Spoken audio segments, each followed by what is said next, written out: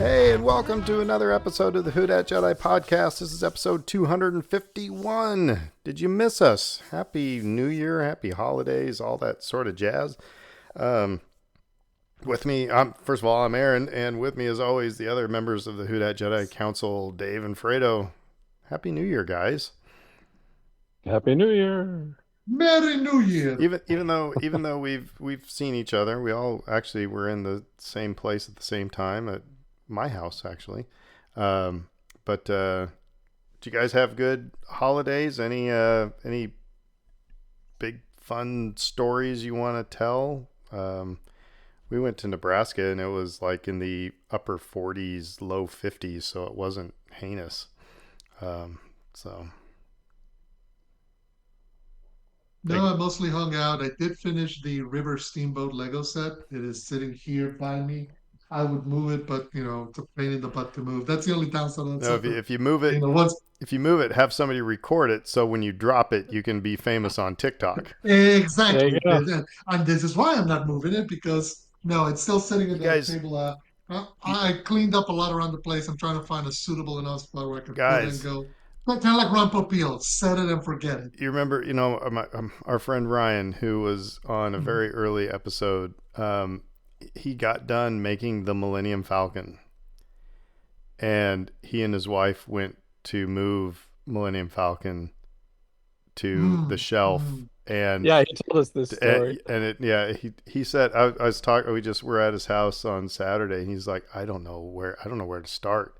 I was like, well, can't you, because, they put them in separate packages and there's booklets. I said, well, can't you just color, sort them by color and just, okay, I need a 3x1 that's gray, it would take forever, but at least, otherwise, I don't know what but he's just at that paralysis moment still. So anyway, but yeah, so don't move the steamboat, Fredo. Don't move it. I will say, if you do want that Millennium Falcon Lego set, it's being reported that it's going to be discontinued at year's end. So you have 11 months to save up the $150 to save it, because once it's gone, it's going to go up in price. It'll briefly go on discount for 10 seconds. yeah, I was gonna say like a minute. Well, you might be able to get one for a discounted price from Ryan if you don't mind, starting from from scratch with no organization whatsoever. I'm with you. Like you organize, you start disassembling some and pieces that are similar. You put them all together, and then you'll be able to quickly find them. It's like building a puzzle. Like I said, it would take forever, but Yeah. and then glue the crap out of that sucker. Anyway, so Dave, anything special in your holidays? Well, Santa brought us a Switch 2. Woo! Ooh. Yes. So we've been playing on that and trying all the new goodies there. How is it? Oh, it's great. I really like the form factor. It's more solid. You really notice after you play for a while, and then you go back to the original Switch. It's a lot more of a solid device. It's bigger, and the way that the Joy-Cons snap into place is really satisfying. It's like a magnetic situation where these magnets snap it in. Oh, so you don't have to do the slidey deal. Yeah. Okay. Yeah. And then it feels good though. It feels secure.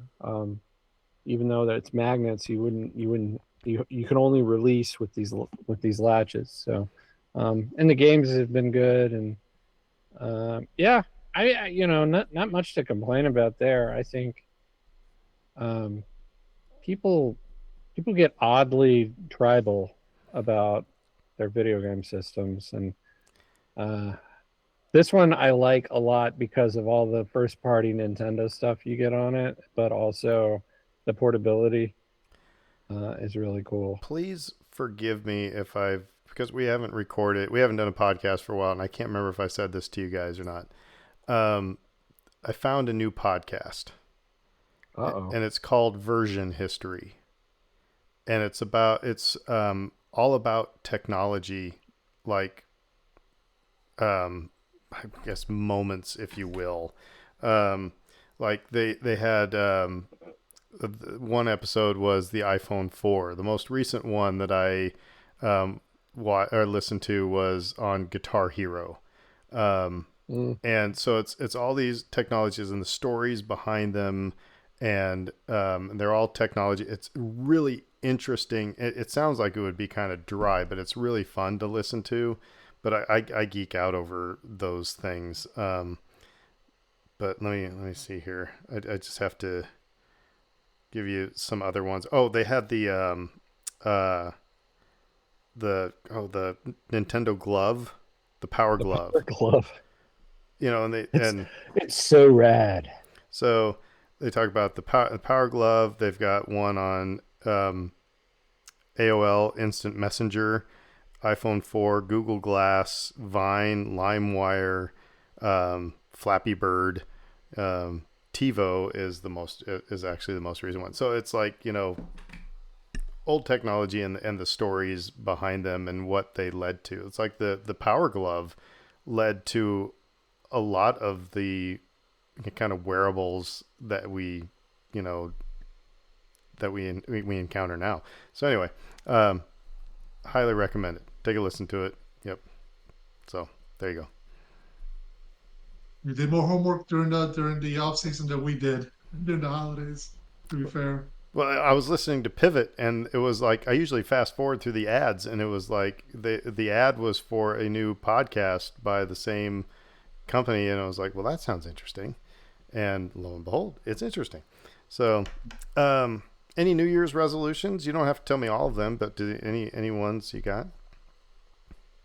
I'll start. I have one of mine. I only have four, but one of mine is to learn at least two new songs every month In general, or songs you plan on for eventually my doing on your gigs. shows? For my gigs, Okay. yeah, because I've been getting into a rut of like, I mean, I have hundreds of songs, but just for my own learning and my own enjoyment. So yeah, Good for All you. right, Dave. I got nothing. Survive. That's his. Yeah. Mine, I guess. And Survive in advance. survive in advance. Pretty important in these days. I guess for me, and I've kind of mentioned it with Scott Colesby, and I don't know if it'll happen, but we'll see. I want to do a half marathon. Both he and I are targeting the Run Disney One and Dine half marathon at Walt Disney World in October. So can I come? registration opens. Can I Yeah. come and Huh? watch? Can I come and watch? Sure, All right. sure. Now, the funny thing is the registration for that for regular people, not the people who pay Disney $260 to go do that already, opens on my birthday. So I'm like, okay. It's like now the thing is, and I'm still trying to decide because it's a whole weekend, so you can do a 5K, a 10K, and a half marathon. The goal is to do the half marathon, but I'm like, well, since I'm already there, might as well just go walk the other two. So we'll see. The We'll see. the social media, not so, they're all over social media and on YouTube and everything, but it's Disney influencers all ears. Hmm. They have an entire video on the Run Disney. Apparently, it's like trying to get Comic-Con tickets. So it's like you Hmm. have to have your boogie down right when things open up, and Big time, big yeah. time. So Particularly because what ends up happening, and it's interesting. You get a lot of people who normally don't do any other racing, any other runs, but they are committed to doing all the Disney stuff.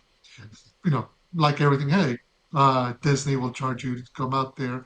But because if you start doing extra stuff, like last weekend was the marathon weekend at Disney World, so it's a 5K, a 10K, a half, and a full. Now, if you run the half and the full, you do what they call the goofy run and a half challenge, so you get an extra medal. Then if you do all four, they call that the dopey challenge. You get an extra medal, and it's like, oh my god, I ran dopey, I had to practice and all that, and I'm just like, that's wonderful, but also like, can you imagine getting up at 2 in the morning, 4 days in a row, no, and then going back, and you're not really going into the parks because you got to save up all your with energy. all due respect, none of this sounds fun to me. But anyway, Anyway, that's on you.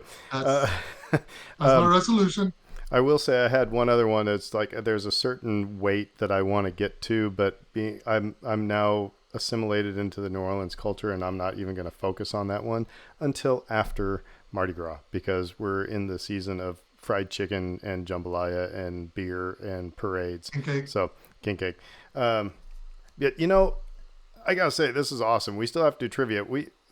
We're recording, and very rarely do we have breaking news, but we have breaking news in Star Wars land to talk about that happened literally today, and we'll get that into the news. But first, let's do some trivia. Just get ourselves started. All right, Dave, you first. Who claims he'd only summed up Lando's piloting skills as fair? Who claims he'd only summed up Lando's piloting skills as fair? Han Solo. It is Han Solo.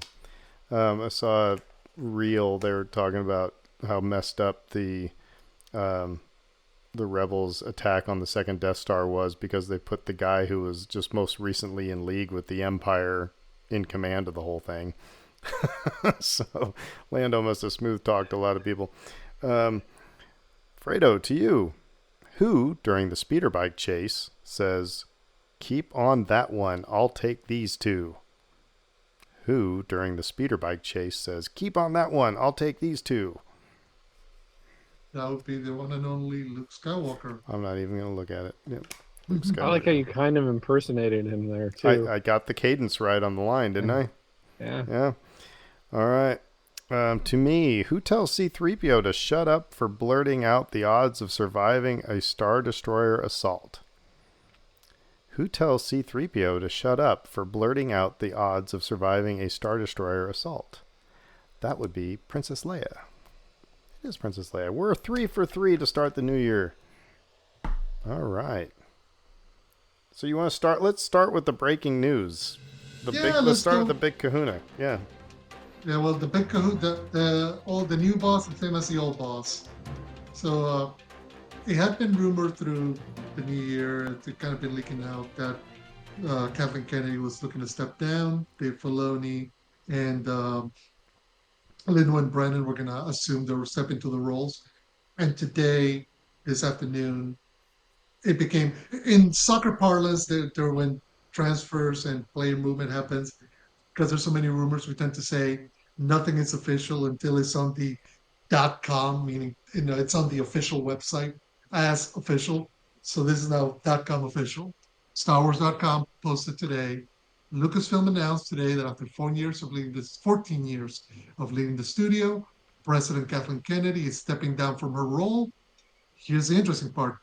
She will return to full-time producing, including the upcoming feature films, The Mandalorian and Grogu, and Star Wars Starfighter.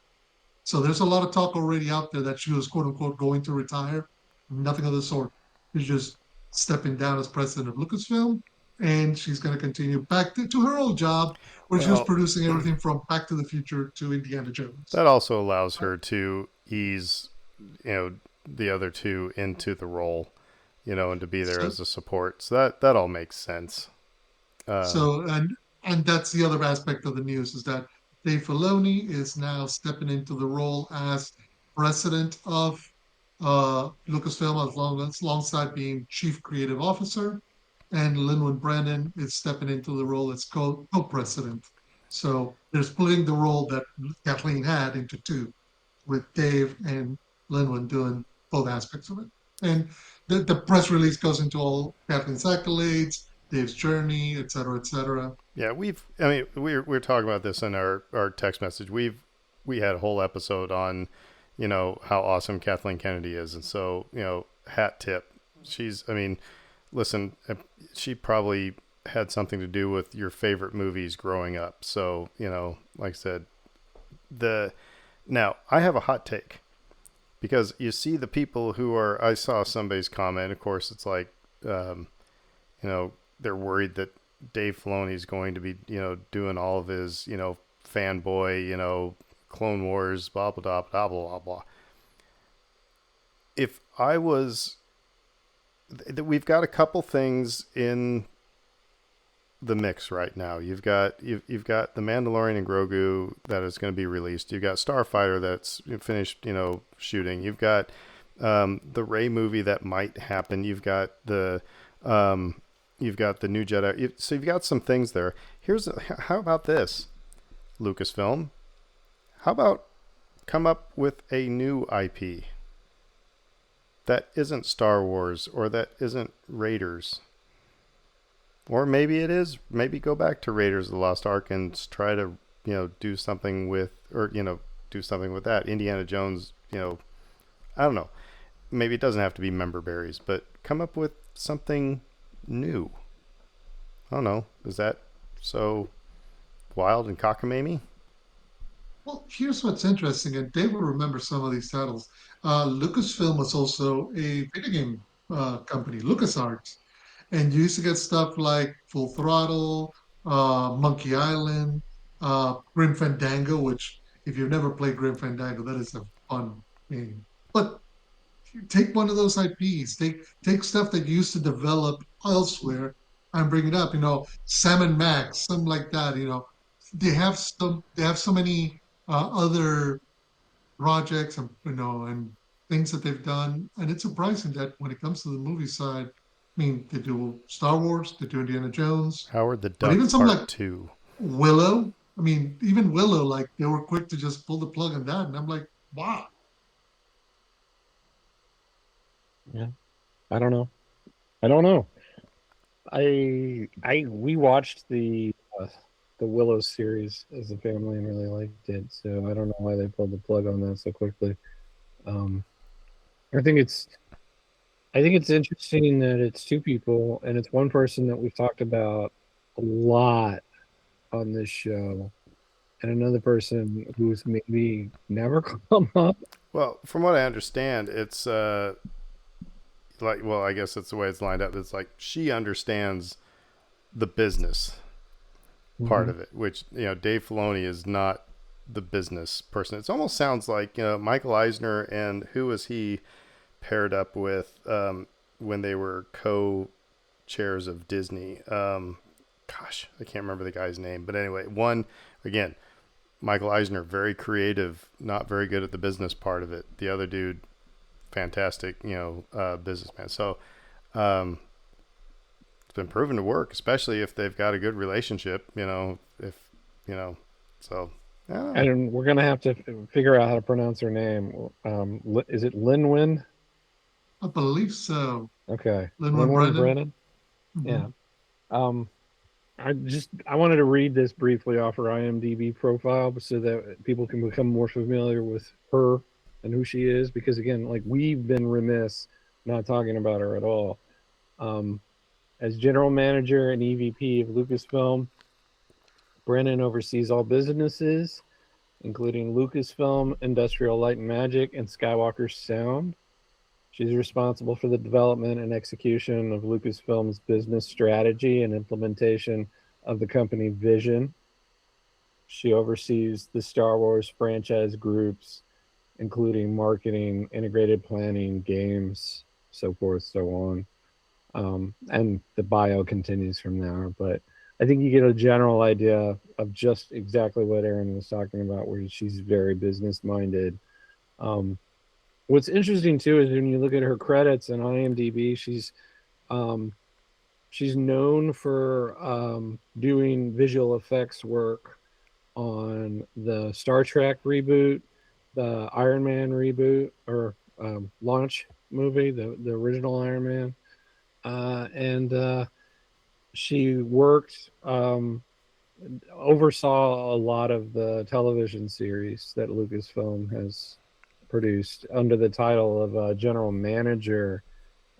She oversaw Bad Batch, Tales of the Jedi, Young Jedi Adventures, so forth and so on. So she's been very involved in this for a very long time. And again, business minded, but comes from an artistic visual effects background. I don't. You know, Go ahead, Fredo. Go ahead. no, I was gonna say what you're telling me is this is somebody who understands the complexities and dynamics of funding a multi-million, multi-moving part. modern production, which is exactly what you need. I mean, Lucasfilm is not making rom-coms. They're not making period pieces. They're making effects heavy, costume heavy, production heavy movies. So you need somebody who understands those dynamics from the ground up, and that sounds like her. And by separating the creative from the financial aspect, the two roles that Kathleen had to handle into one, you know, it creates a good buffer where you can say, well, her role is to do much in the same way as Gary Kurtz or I forget the Rick McCallum used to Yeah. do for George. Their job is to get him the money and get make sure all the ducks are lined up in a row. George handles all the creative aspect. So they will handle the creative aspect. Linwood will handle all the financial and logistics aspect, and hopefully this will make sure that everything works as one. By the way, it was Frank Wells, the name that I was looking for. Anyway, he was the co-leader of Disney with Michael Eisner. But Mm. so I'm getting back to my my funny kind of hot take there. Do you think do we think that maybe it's like should Lucasfilm just pick a lane and just say do Star Wars? Or do more, Or do different things that they haven't done before. or right, like I said, Right. or should they, maybe like I said, develop some just make good movies that don't have to be Star Wars or Indiana Jones. I think in part, much of the dynamic really uh, that we see is they need to at least do one thing right.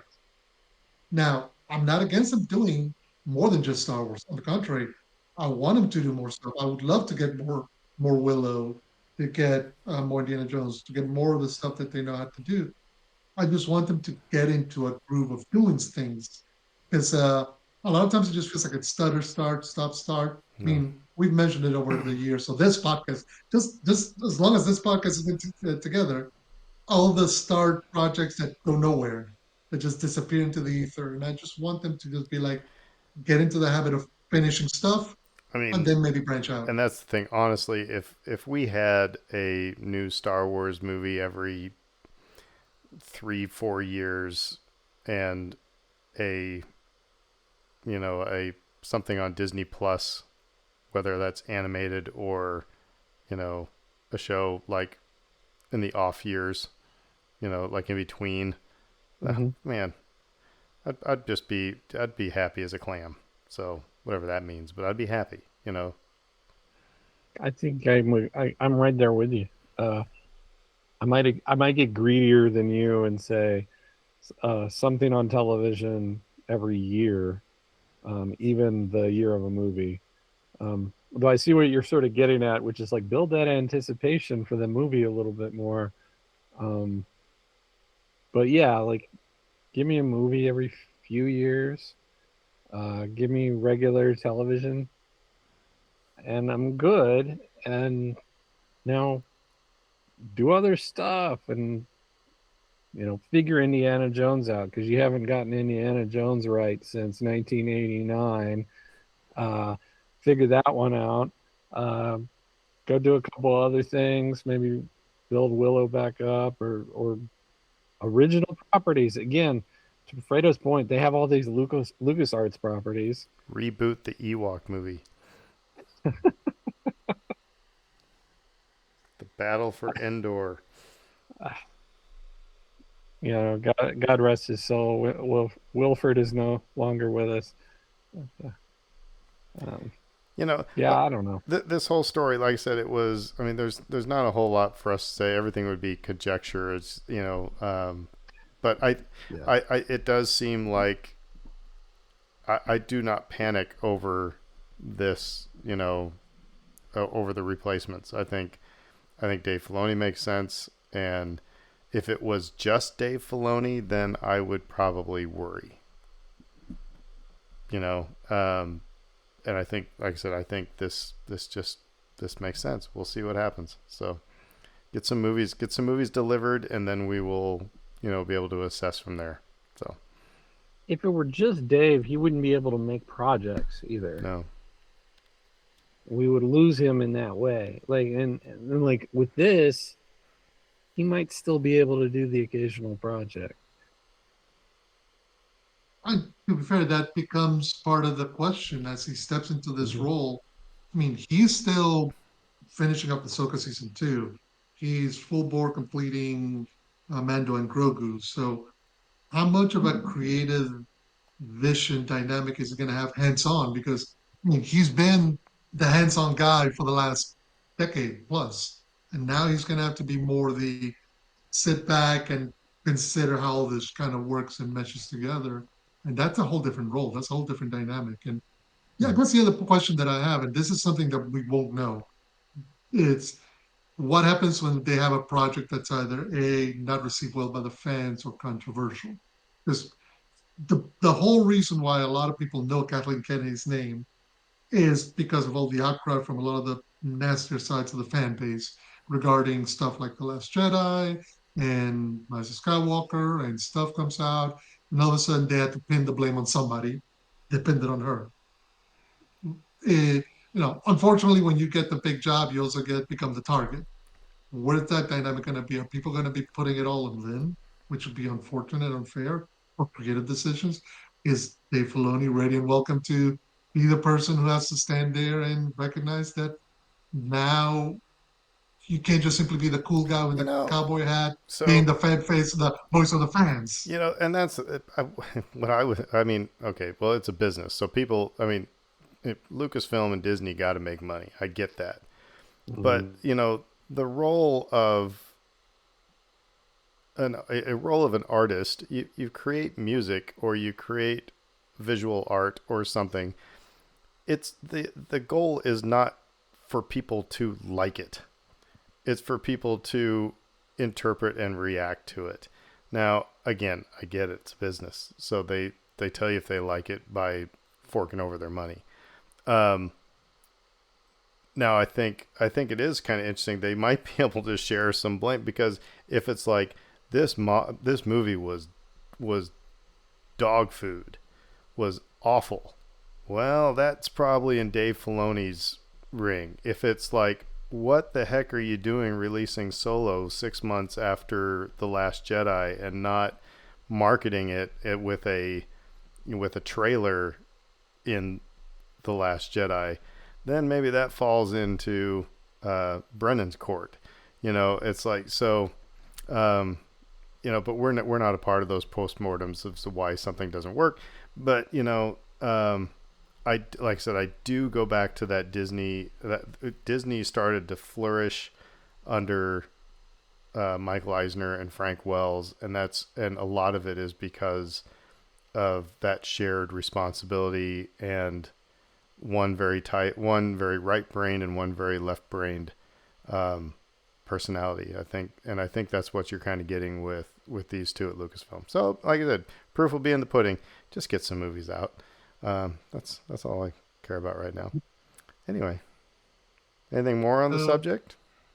no, if you want to move on to the next one, because we had another kind of big bit of news, which come out yesterday, which it somewhat impacts the movies coming out. It's interesting. Uh, so if you want me to move on, Yeah, I'll and I mention. think I know what you're going to talk about, and I'm a fan. So if you've been to Galaxy's Edge recently, you might be surprised, or if you're going soon, you might be surprised at some changes. So Now this is from Galaxy's Edge West right now. This Yes, is just in exactly. Disneyland. This is Disneyland Resort, aka Black Spire Outpost, aka Batu West. They're announcing updates to Galaxy's Edge at Disneyland. Starting April 29th, they are expanding the timeline and introducing elements from the original trilogy, meaning you will see Darth Vader, Imperial Stormtroopers, Han Solo, Chewbacca, the classic John Williams original trilogy music playing throughout. What's interesting is, and I'll just read right quick from the StarWars.com press release. Ever since Black Spire Outpost welcomed its first visitors, the land has been growing and changing and adding new characters. This new timeline shift is the next chapter in the ever expanding story of the two. We've always seen this as a platform for storytelling, a land that will continue to live and grow, according to one of the vice presidents for creative and interactive experiencing at Imagineering.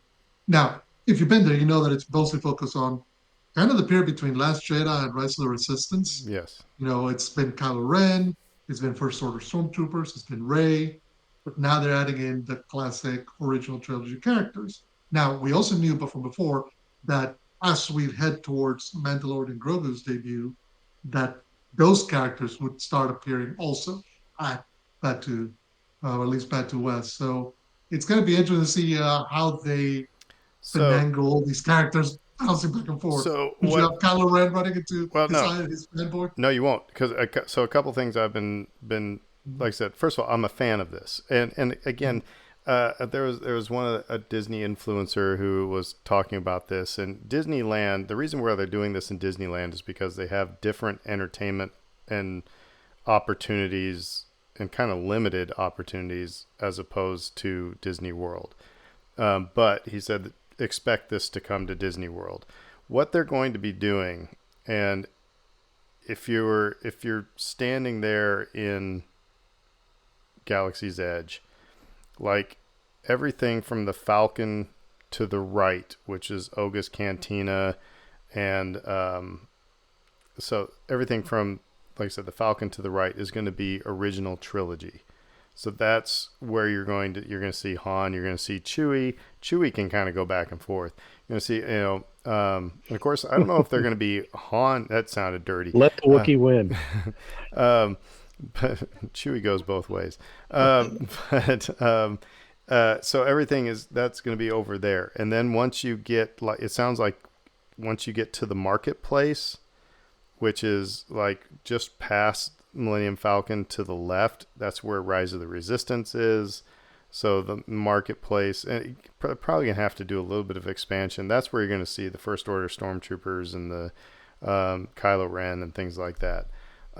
So I think they are going to split it up. Now, like I said, I thought the original idea of the immersion was it's a cool idea, but Britt and I were talking about this. It's like, okay, but you're there. Even the kids know I'm not on Batu. Even the kids know that. And so it's like when they go to Toy Story Land, they know they're not a toy. It's neat that they themed it so you're like you're as big as a toy and stuff like that. But they know. What they're also probably getting is like, where's Darth Vader? Because guess what? People like Dave, who are introducing their kids to Star Wars, he didn't introduce them with the sequel trilogy. It was with, I mean, you have all these Gen Xers and millennials who grew up with the original trilogy and maybe the prequels a little bit as well. And so you got a lot of little kids going there going, where's Darth Vader? Where's Luke Skywalker? Where's Ben Kenobi? And, and they've got Kylo Ren and First Order Stormtroopers, like I said, which is cool. So I think this is a good idea. It's just like, give me the characters, Now, I will say, it would bother me if Darth Vader and Kylo Ren are walking down a path together. On one hand, holding hands and it would bother me to see them in the same place. That would be kind of like a blah. But on the other hand, I can tell you, but on the you other did hand, see that. But on the other hand, if you have, if you consider Batu like an extension of Andy's backyard, as a toy box, when we were playing with our Star Wars figures, yes, Kylo Ren and Darth Vader would probably be interacting somehow, So I don't know. The way they're doing it, I think is going to be fine. I think it's cool.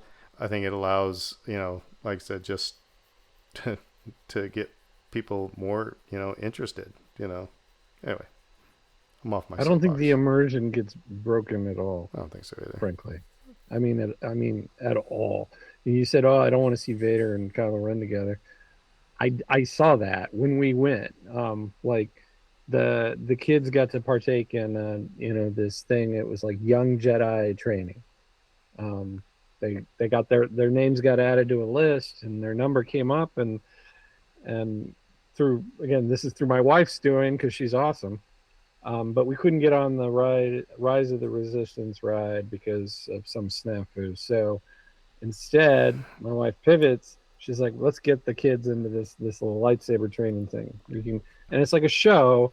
You go out there, you got your glow stick, and they teach you to swing it around a certain way, and then at the culmination, you end up fighting either Darth Vader or Kylo Ren, and they're occupying the same space, and none of these kids are like, oh, why are you both here, Well, wasn't it, now I'm gonna push my glasses up from the bridge of my nose a little bit. It's because when you are when you are over by Star Tours and that is going on, you're on a Hollywood backlot. That's all Hollywood studios.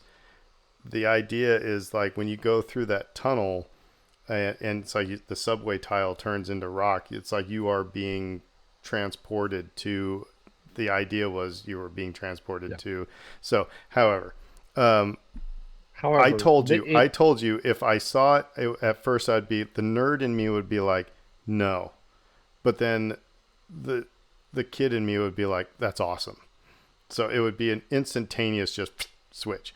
So it would also like turn you around on that too. Like if they suddenly got into a duel with one another, you'd be like, this makes no sense, but it's awesome. Let's go. yeah, I mean, my whole mantra with going to Disney is, and it is just lighten up Yeah. and enjoy yourself. Guess what? That's not a real 6 foot rat. That's it. But just and just enjoy yourself. It's like, yeah. So I like what they're doing. I think it also gives them. I mean, it has the possibility of being stale if they don't make some changes. Um, so And I think that's something we've mentioned in past episodes, just simply the fact that, I mean, it is 6 years. We know that they're doing a major uh, effort renovation on Rise of the Resistance. When Mando and Grogu come on, they're adding whole new missions to that, to the Smuggler's Run. Because, yeah, if you've been there once, don't get me wrong, it's an awesome experience to be there. And I still love seeing videos of people going like, "Oh, we got our dad a lightsaber from whatchamacallit, from Savvy's workshop.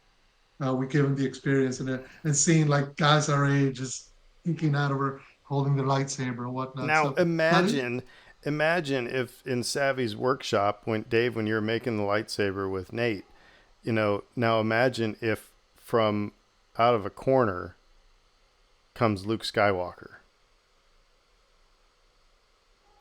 After the kids have been building their lightsaber, or the grown ass adults like me, you know, uh, but out of a door comes Luke Skywalker, and how, I mean, yeah, you got Yoda's voice going on, but if you got Luke there, then all of a sudden it becomes like, oh my gosh, So there's a lot of things they could do. Um, Mhm. yeah, and I think that's the reality. I mean, we can move on from this, but it's a good sign. It's indicative of the fact that these parks are dynamic. They're not just going, okay, if you've been there once or even if you've been there twice, you've seen everything. You can go back and expect new and different things. and that was Walt Disney's vision from the get go. Yes, so Mhm. Right quick, we'll mention some that, okay, near and dear to my heart, maybe not as much to you, but I'm joking.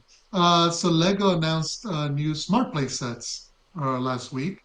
And actually, they turned the sphere in Las Vegas into a big old Lego Death Star ball to announce it. Basically, the idea is they're going to come up with a whole new set of this debuted at CES, Consumer Electronics Show 2026.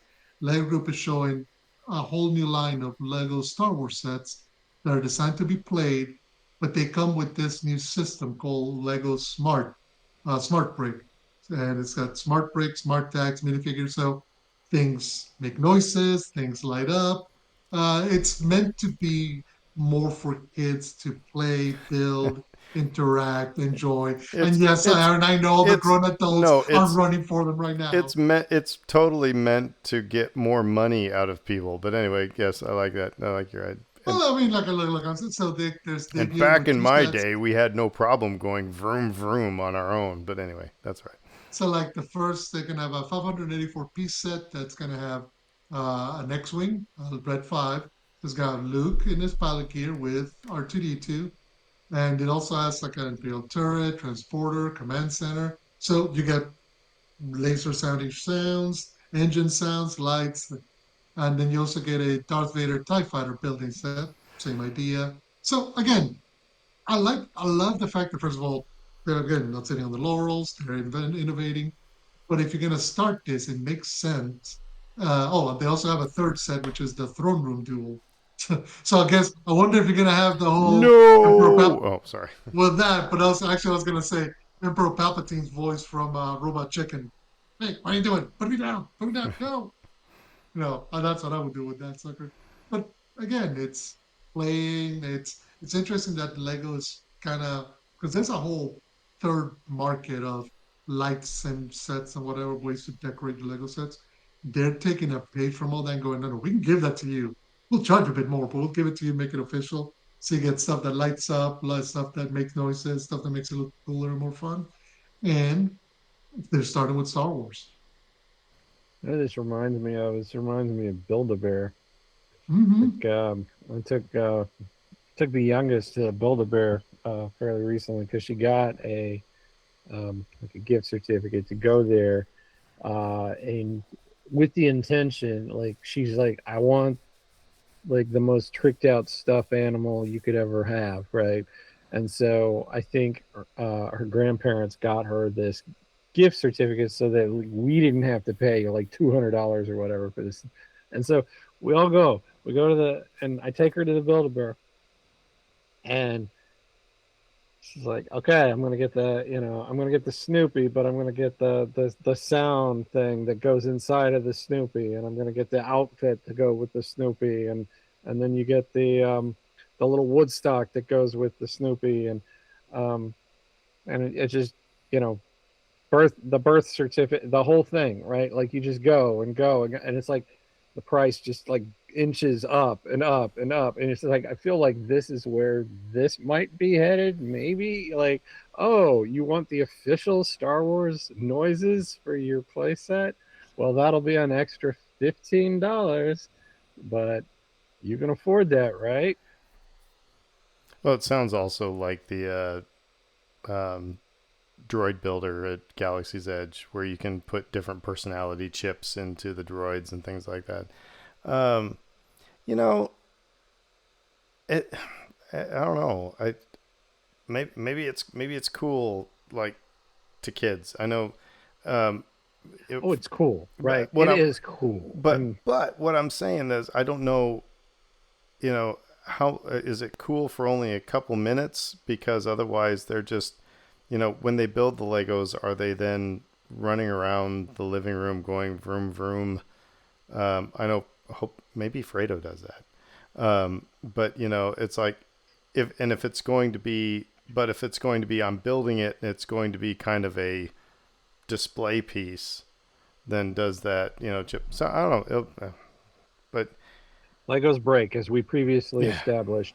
I That's my only like warning bells going off in the back of my head as far as playing with this stuff. But it does remind me that the toy TIE fighter that I had as a kid made the screeching noises. They had a button you could press on the back of yeah. the TIE fighter, and Same thing on the Millennium Falcon. It had the for hyperspace. Yeah. mm-hmm. But here's my thing: is that does Lego need to innovate? Lego is one of those things that's just evergreen. It's like it's the possibilities are endless. I mean, if you're concerned, man, people aren't buying Legos, maybe lower the price a bit and people will buy your Lego sets. It's like, maybe I don't know if Lego needs to innovate because I mean, it's also, I mean, as much as I like them, where you get the directions to put together something specific, it's like, I don't know how much kids are just having a pile of random Legos. Like I said, I remember my brother making his own TIE fighter. He figured out how to make a TIE fighter just out of his own creativity, not a step by step manual for of bricks that were pre-designed in AutoCAD to work. And I don't, like I said, I don't discount that because that's really cool to be able to build, all these different things. But like I said, do you need to innovate? And I mean, I don't know.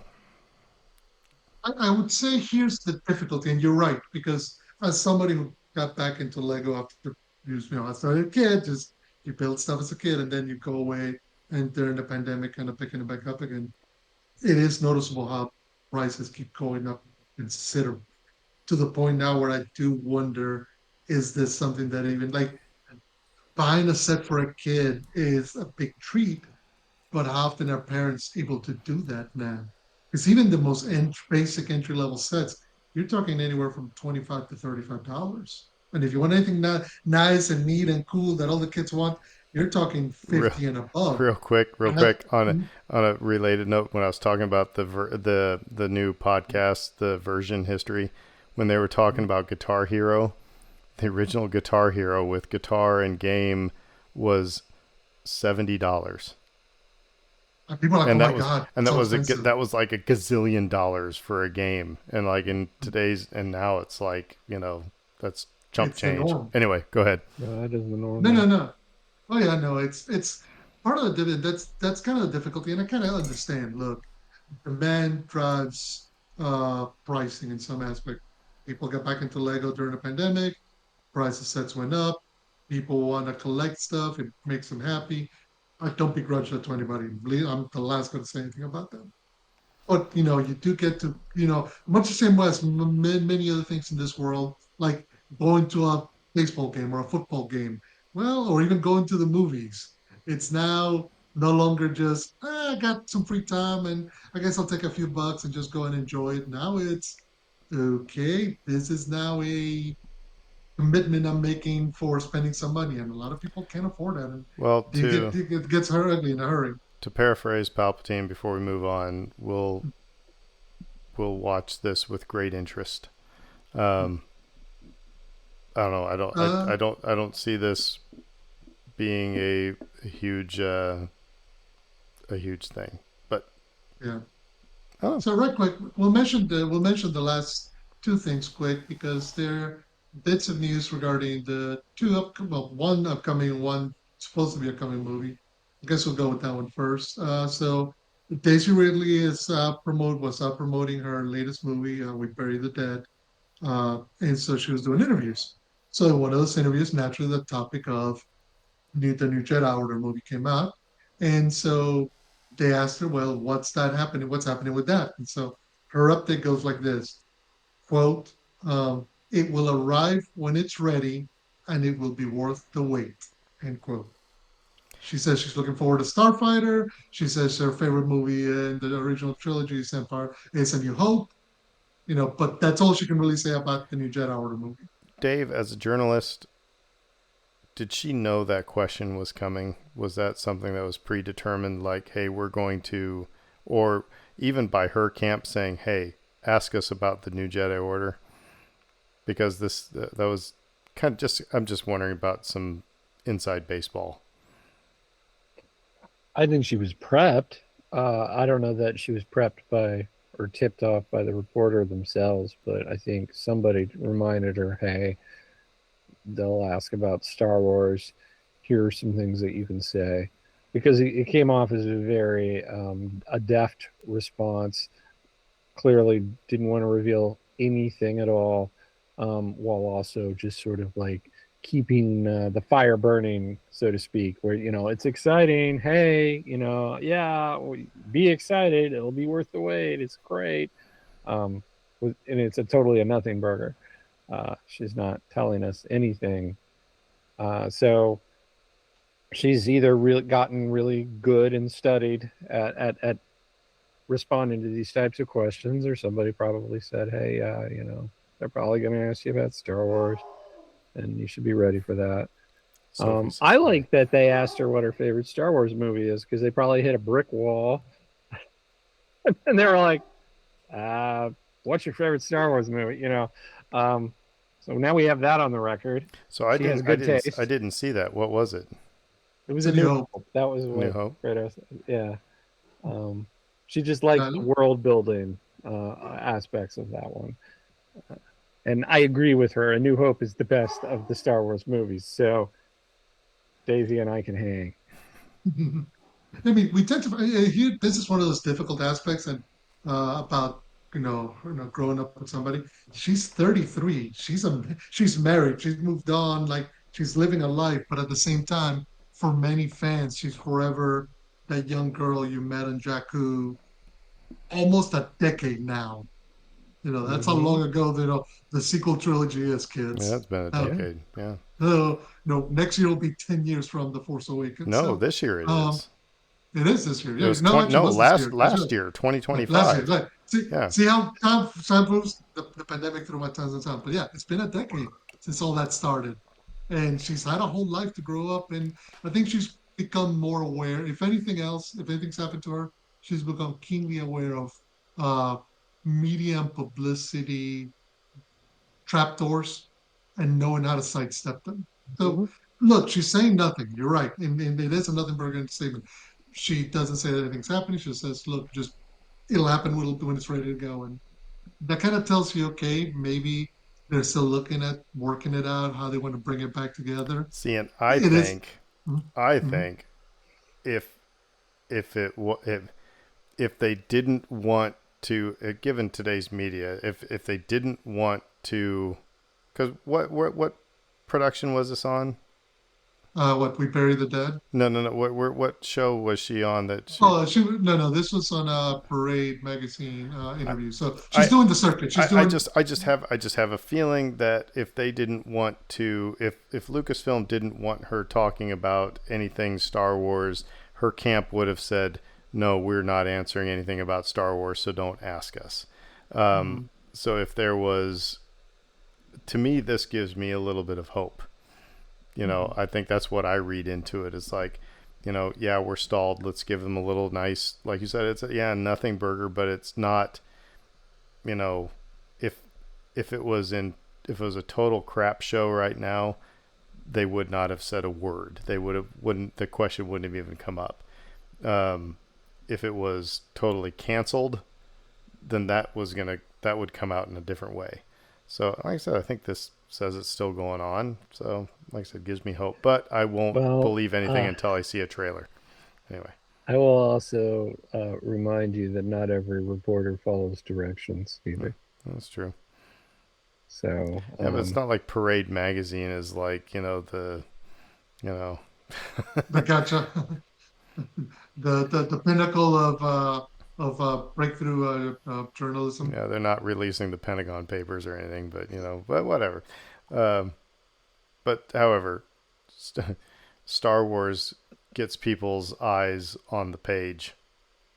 yeah, So yeah, yeah, you're not doing your job as the reporter if you do not ask. You have to ask because it will generate traffic and page views and all of those good things. So, Mhm. Mentioned the last bit of news, which is last bit of news more. I guess it creates an interesting question because this was unexpected.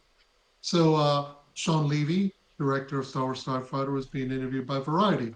Sean Levy was actually directed several episodes of this last season of Stranger Things. So I started talking to him about how filming Starfighters come along. They just wrapped principal production. And so while he's talking about that, he said that last November, Tom Cruise, whom Tom Levy knows, trying to remember which movie they worked on, came to set. So Levy made a joke about Tom getting behind the cameras and filming something, and apparently that's what he did. So here's Sean quote. He goes, according to Sean Levy, quote, Tom Cruise was up to his ankles in mud and pond water. He wore a look of great concentration as he stooped over a digital camera, trying to frame the perfect shot. And apparently, the shot that he was doing is a scene from a lightsaber duel. He says, now let me finish this. Now, when you see the movie, you'll know that part of it was shot by Tom. I mean, how cool is that? End quote. Rubble, rubble, rubble, rubble, rubble, rubble, rubble. Now, I do love the fact that this article does point out that when Steven Spielberg did uh, arrive on the Revenge of the Sith set to visit George Lucas, he ended up shooting part of the Mustafar duel. So, priors. So I think the big set of news is, hey, Starfighter, that movie, you have no idea. It has no connotations to anything we know nothing about that you wouldn't expect it from the title. There's lightsabers in it. So, I'm being obviously funny, trying to be anyway, because Mhm. I think there was a um, assumption. It was never. I mean, it was an assumption just from the title. Oh, good. This was not going to have lightsabers. This wasn't going to have anything to do with the Force. Um, but when we went back and we have that conversation of what makes Star Wars Star Wars, I'm sorry, folks. The Force and lightsabers are a, a big piece of that pie. I mean, even Andor referred to the Force. It wasn't Force heavy. It wasn't, and there wasn't a lightsaber. Rogue One had Darth Vader in it, but that's just a big part of Star Wars. So we should not be surprised.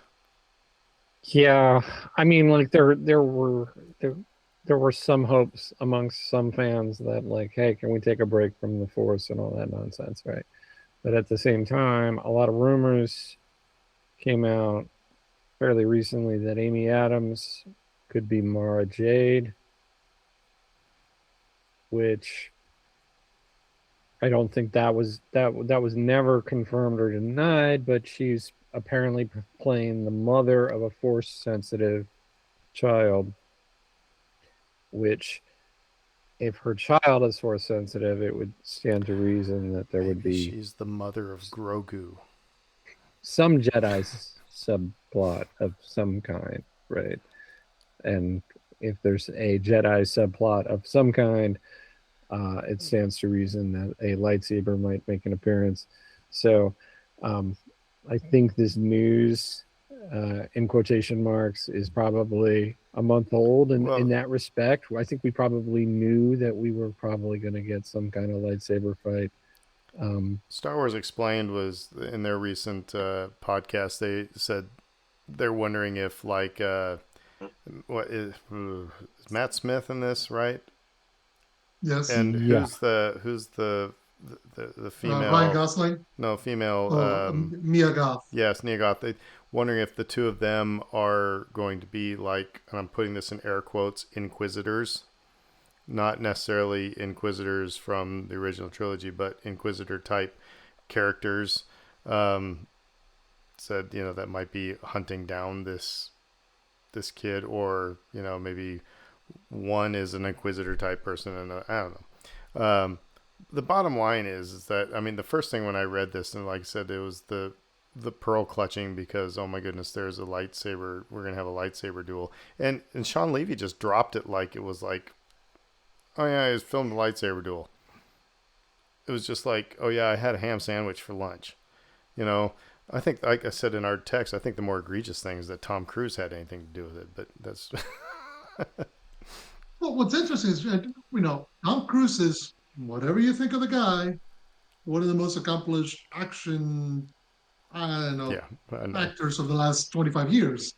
And he's worked, I mean, whether it's with John Woo, whether it's the J.J. Abrams, whether it's the last few Mission Impossible movies, yeah, Steven Spielberg, he's worked. I mean, everybody remembers the famous Matt Damon story about how he basically is like, well, I want to hang from a plane, but the stunt coordinator says I can't do it. So I fired him and I went and got a different stunt coordinator who told me I could do it. That's Tom Cruise. Uh, so if anybody's going to know how to frame a shot in an action scene, probably would be Tom Cruise. Uh, I think more than anything, Sean Levy was more interested in telling the story of Tom Cruise picked up a camera.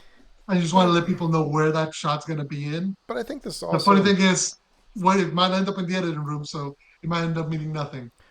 this just popped in my head as you were talking because it okay, so the Doomsday 4 trailers, and I'm putting trailers in air quotes because the Russo brothers posted that they're not trailers, they're stories, and they're actually clues.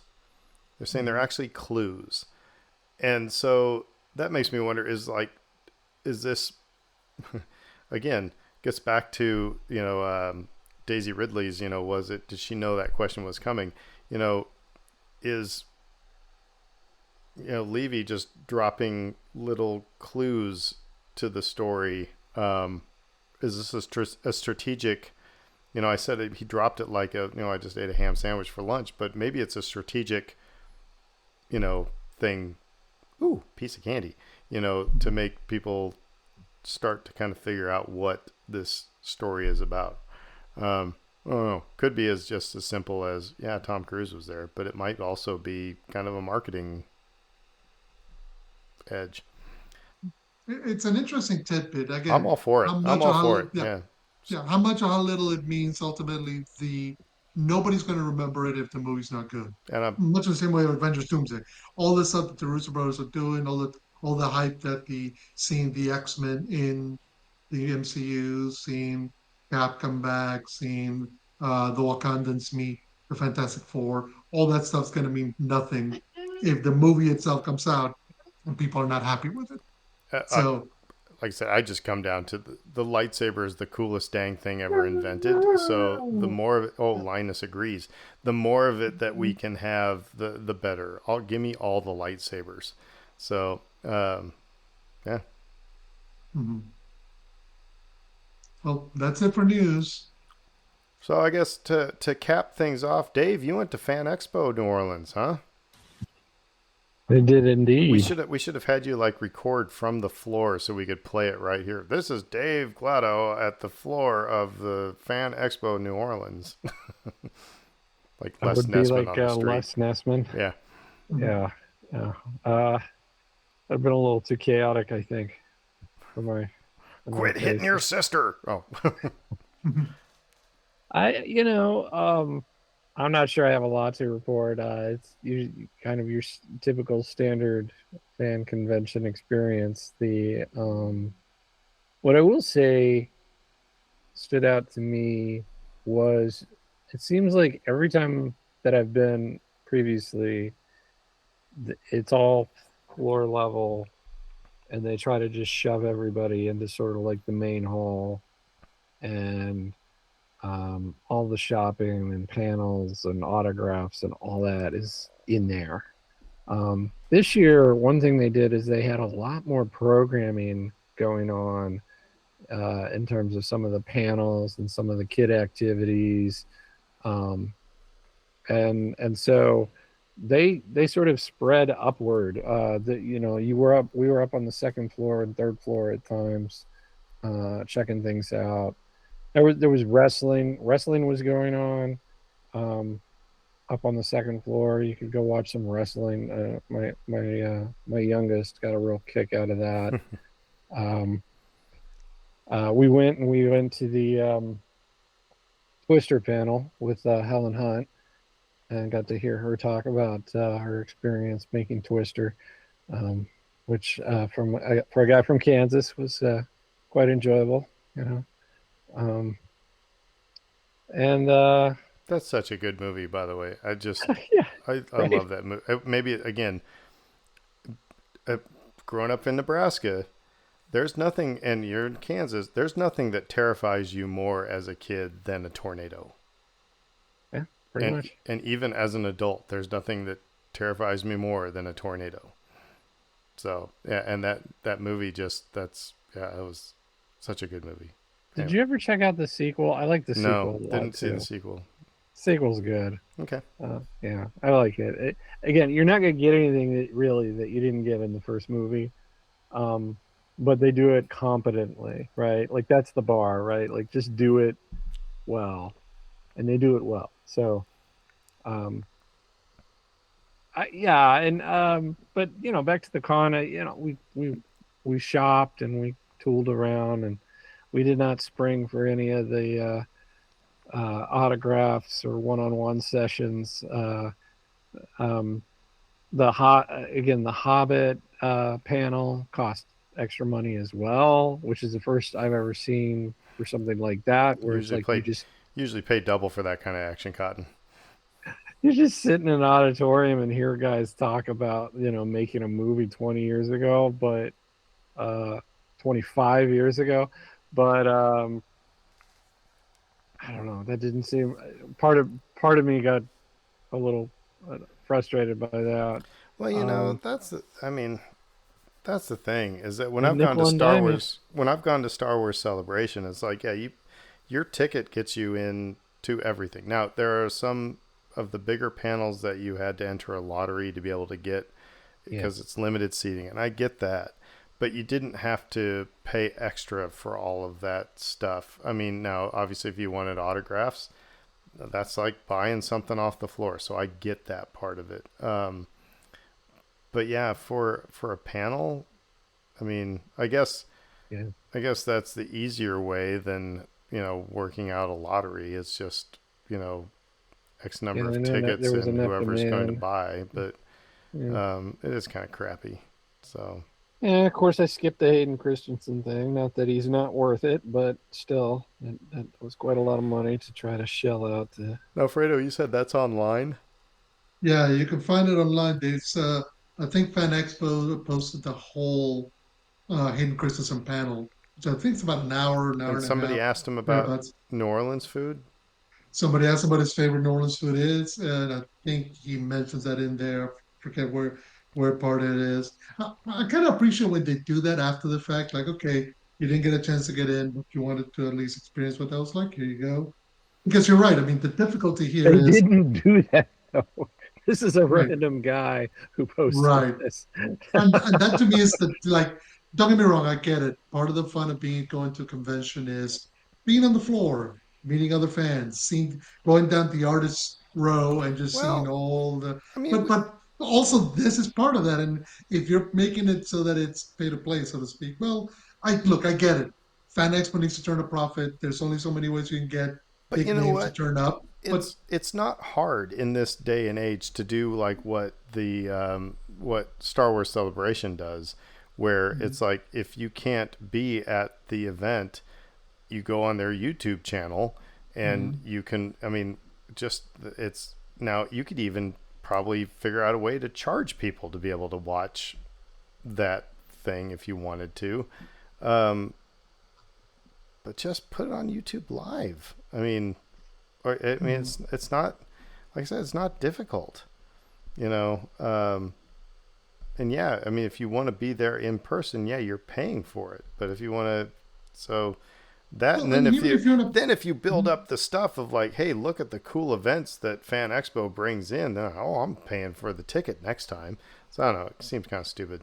So No, and I think that's part of the difficulty is that even if you do are willing to pay the increase, because again, getting in costs money, food and drink costs money. It's like going to Disney, as we were just talking about running a marathon there. Uh, everything, everything costs more, and so it makes it prohibitive for fans to turn up. And if what you're really, really dreaming about is seeing Hayden Christensen asking him a question about his time as Anakin, or seeing the four Hobbit actors and spending, getting to catch a pair of beats thrown by Elijah Wood.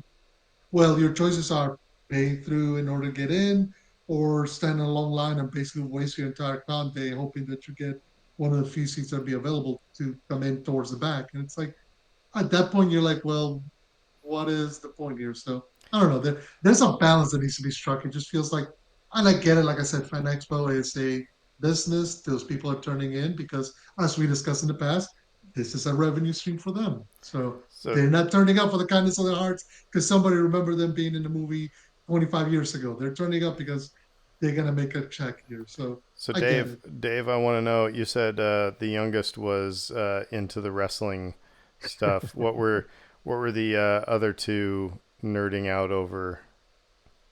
Nate was having a hard day, but eventually lit up over the Lego minifigures that were on display and for sale at one of the vendors, and they had basically every Avenger you could ever want, which He wanted He them wants all. them all. yep, yep, he's right in there. So that was really good for him.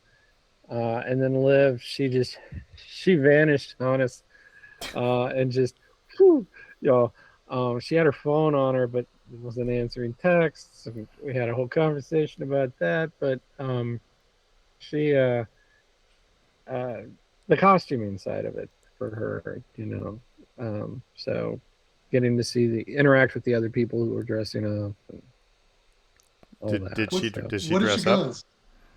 Oh, it's an anime character, and if you ask me which one, I'm going to like fail that miserably. Do you remember what?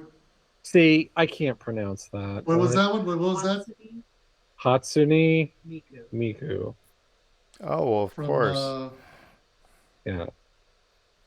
Wasn't that She's the got rac? Wasn't long blue ponytails. wasn't that the raccoon for Pocahontas? Oh, no, I'm sorry, that was Miko. No, Uh, no. See, um, yeah, I take an active interest in my daughter's interests, but maintaining some of those names of some of the anime characters is a bit difficult. Hatsune Miku. That's from Fortnite, by the way. Oh, is she? Yes, Well, I don't it's a think that's skin, where but she. it's That's a not where she skin. got it. It's a skin, but it's also Yeah. a character. So yeah. Anyway, well, cool. I was actually looking on the Pensacon site today. I was curious, and there wasn't anything that really totally tripped my trigger. The actress who played Ula from Jabba's palace, I thought for a hot second, I was like, well, I do have that exclusive figure that I bought that I could get autographed, but I was like, nah, she'll probably make her way to Fan Expo New Orleans at some point. So, yeah, that's not a reason to go to Pensacon. So I think Pentagon you go to because it's a little cheaper and a little more intimate, and yeah, it's just another excuse to dress up and interact with other geeks. So, well, all right, kids. Oh, by the way, let's talk about a little more intimate. Oh gosh, the guy who voiced Hondo Ohnaka and Winnie the Pooh, Jim Cummings. mm-hmm. Maybe we talked about this in a previous episode. Did you know he lived in New Orleans for a time? Not surprised. Yeah, he did. Because the Steven, who has been on the podcast before, we play Sabak with, he got Jim Cummings to sign his chopper, and he was talking about, actually he was talking about how he lived in New Orleans and yeah, the whole thing. So that was just kind of blew my mind. So anyway, and that was the most PG story about that chopper that we can tell, yeah, probably. or that he can share. So, well, all right. Well, thanks for catching up on the news with us, everybody, and Happy New Year. We're back at it. We got more things to talk about in the weeks to come. So until then, we will say who dat, Who dat? and everybody have a fantastic week. McConkey.